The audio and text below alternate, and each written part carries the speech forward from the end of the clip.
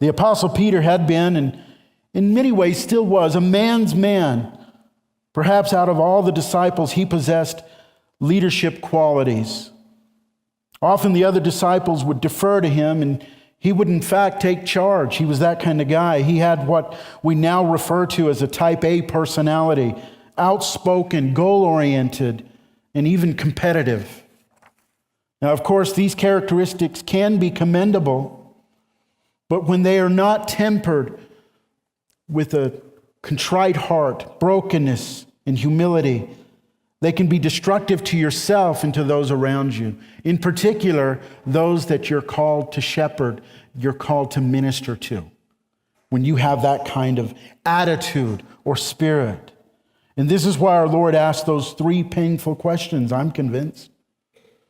Because he's doing it in the context of feed my sheep, tend my lambs, right? In other words, I want you to minister to people. But before you can do that, let me remind you, 1, 2, 3, of who you are and where you come from. Be humble.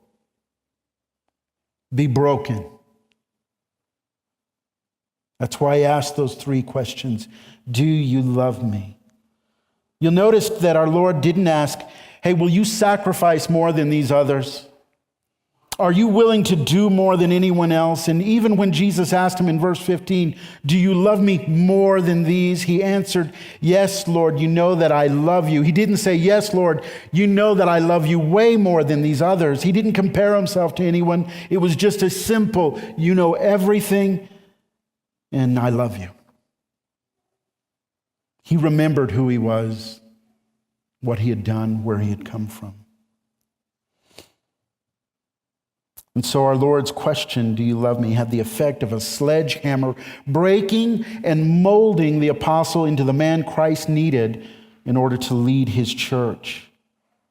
And now we can see the desired effect. 3 times he's asked, 3 times he replied, you know that I love you.